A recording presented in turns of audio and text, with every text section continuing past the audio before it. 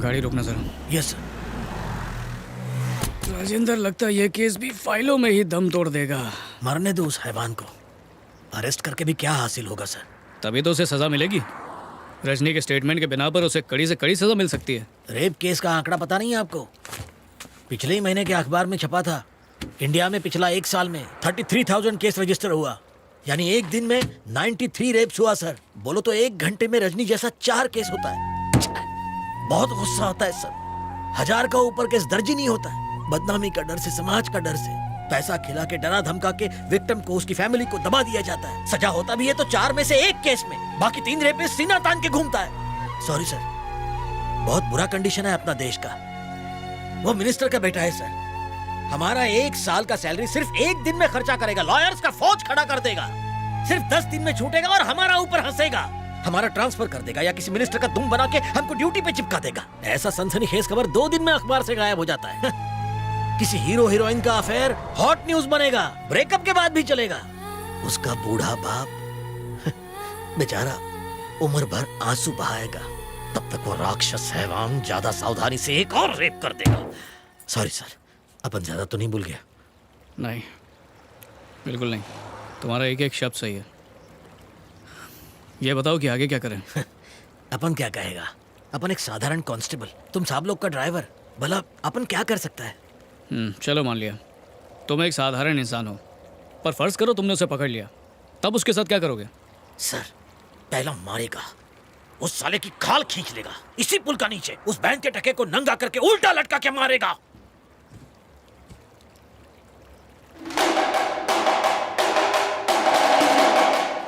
जाके जरा ब्रिज के नीचे देखो। जाओ देखो।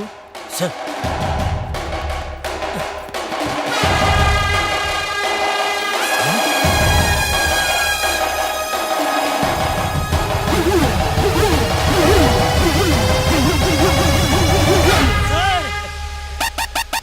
बड़ी भूख लगी है राजेंद्र, जल्दी भुर्जी पाव मंगा। उसके बाप को फोन करके भी तो बुलाना है। शेखर, कुछ मिला? नहीं, एक बार फिर से गोता लगाना होगा। हटिए, चलिए, हटिए, हटिए, पीछे हटिए। पीछे हटिए, चलिए। अरे, आपसे कहा ना पीछे हटिए। चलो, वहाँ से हटो पीछे, चलो। चलो सबको।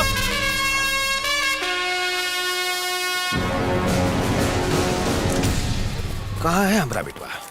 हमें उससे गुफ्तगू करना है, फिर जहाँ चाहे ले जाओ, रिमांड में ले लो, जेल भेज दो, कहीं भी।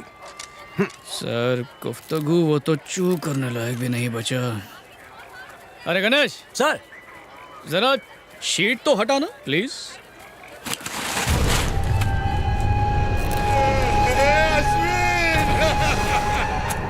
अरे क्या हो गया? डेड बॉडी से दूर रहिए सर। चल भाग यहाँ से, भाग। इस पर आपके साइन चाहिए। लाश को देख के मौत की वजह समझ में आई? ये एक ब्रूटल मर्डर है। इसके फेस को बुरी तरह आयरन रॉड से कुचला गया है और कम से कम 2-3 दिन तक टॉर्चर किया गया है। इतना यकीन से कैसे कह सकती हैं? मैं एक डॉक्टर हूँ। 1 घंटे के जख्म में और 24 घंटे के जख्म में फर्क होता है। जिंदा भी होता तो बच्चा पैदा नहीं कर पाता। आप मेरी बात समझ रहे हैं ना? बेरहमी से मारा। पोस्टमार्टम के बाद ही मैं आपको डिटेल्स बता पाऊंगी। Okay, thank you doctor. Thank you. चलिए। चलो। सॉरी सर, आप जरा यहाँ। अश्विन उठ रहा, उठ। कौन है? किसने किया है? कुछ कह नहीं सकते। वो जो कोई भी है, उसे इसी जिंदगी में नर्क का मजा ना चखाया तो फिर कहना। माफ करना पर बेटा तो आपका भी नर्क नहीं होगा, क्योंकि वो भी एक फरार मुजरिम था, रेपिस्ट, क्रिमिनल, समाज पे एक धब्बा। उसने जो किया, मेरे ख्याल से नर्क में भी जगह नहीं मिलेगी। वो लड़की का रेप हुआ कौन किया, ये बात का पता तुम 10 घंटा में लगा लिए। अपनी काबिलियत का सबूत दे दिए हो तुम। अब हम तुम्हें 10 घंटा का टाइम देता हूँ। हमरे बेटे के कातिल को ढूंढ के बताओ, तब ही हम तोहार बहादुरी का जौहर मानूंगा। सर, मुजरिम तो कोई भी हो सकता है। पब्लिक में से कोई हो सकता है, या मीडिया में से कोई हो सकता है, या लड़की की माँ, उसका बाप, उसका भाई, वो भाई जो हो सकता है पुलिस ऑफिसर हो। ये भी हो सकता है उसका नाम IPS विजय कुमार हो। आप उसका एक बाल भी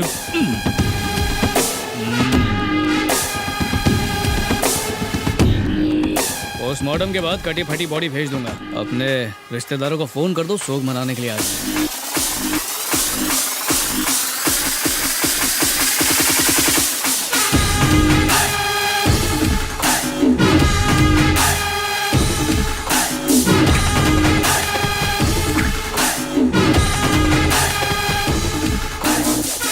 बेबी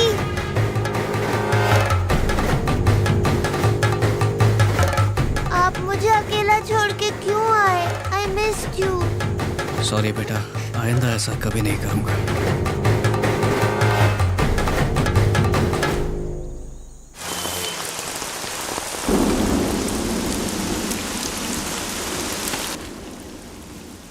अरे टीचर जी, क्या मांगता है? ब्रेड लेगा? विजय कुमार किधर है? वो केक का ऑर्डर डिलीवर करने गया है। मैडम, तुमने जोसेफ के बारे में पूछा ना? विजय कुमार के बारे में। यानी उसने सच बता दिया। उसका असली नाम जोसेफ ही है। अमिताभ का फिल्म देख के उसने खुद का नाम विजय रख लिया। ये पाव का धंधा उसका फैमिली बिजनेस है। हाँ, तुम यहाँ कब से हो? अब क्या बताएगा। पहला की तरह और नौकरी करता था अपन। एक दिन केक का ऑर्डर देने के लिए कंजूस सेठ ने अपन को इधर भेज दिया। अपन को पता चला उस वक्त इधर हेल्पर का जरूरत था, काम कम पगार ज्यादा था, तो उधर रिजाइन मारा, इधर ज्वाइन मारा। स्मिता किधर है अंकल? और नेवी किसका बेबी है? विजय के लिए, नेवी के लिए मुझे बहुत फिक्र होता है। मुझे उसका हिस्ट्री बताओ प्लीज।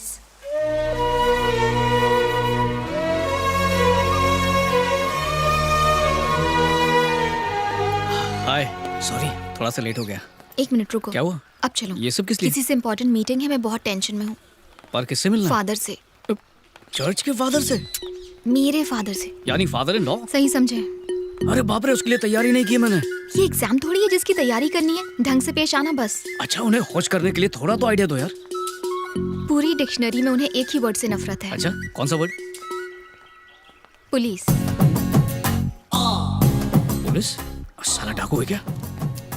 वो बुढ़ा मोटा तुम्हारा बाप है क्या? जान ले लूंगी, चुप रहो।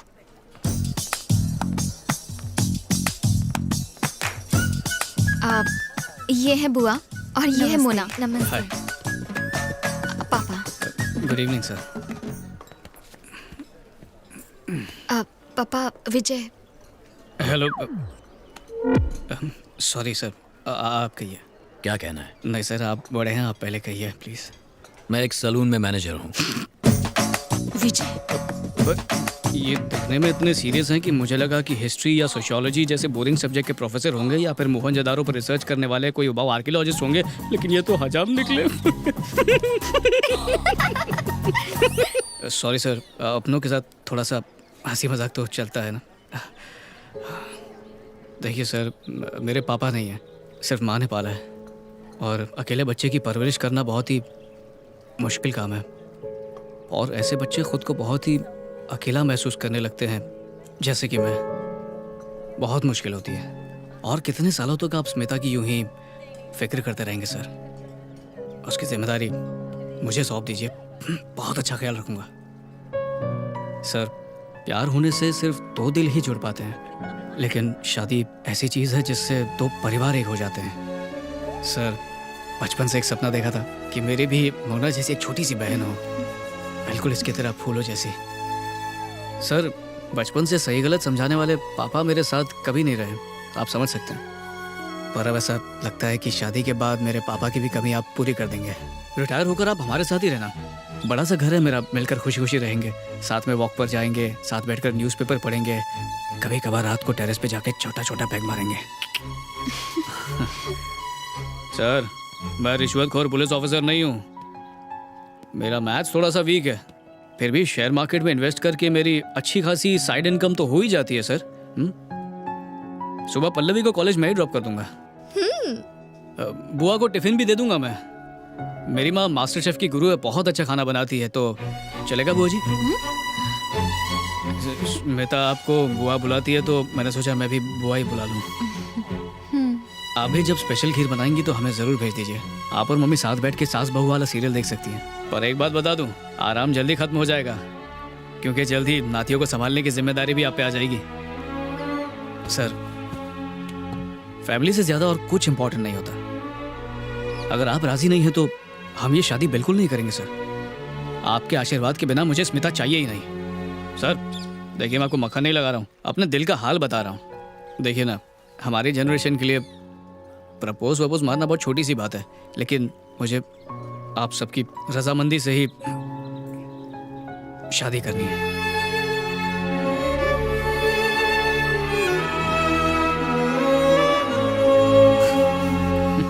इतना सब कहने के बाद भी शक की नजर से देख रहे हैं। समझ सकता हूँ, मेरे पेशे में बहुत खतरा है ना। इसे सिर्फ ट्रेनिंग में चलाया था, इससे ज्यादा तो मैं दिवाली में पटाखे की बंदूक चलाया हूँ। मैंने तो बंदूक। Thank you sir. अगर आप ये कॉफी पी लेंगे तो मैं समझ जाऊंगा कि आप राजी हैं। प्लीज पापा।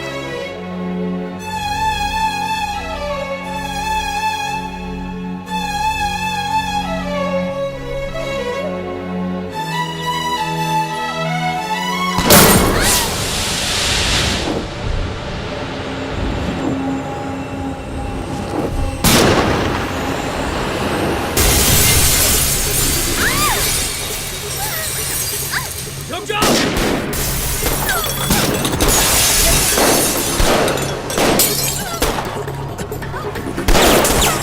सब रुक जाओ।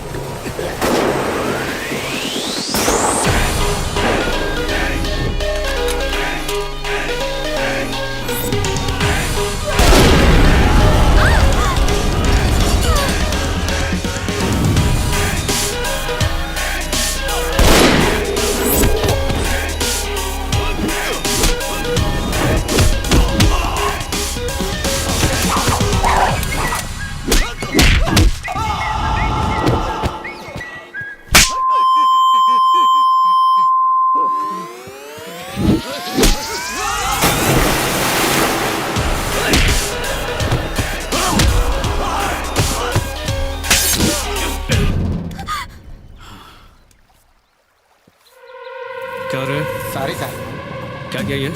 गलती से लग गया। अब चलो यहाँ प्लीज से। पापा। पुलिस वाला दामाद नहीं चाहिए। श्वेता रुको। चलो।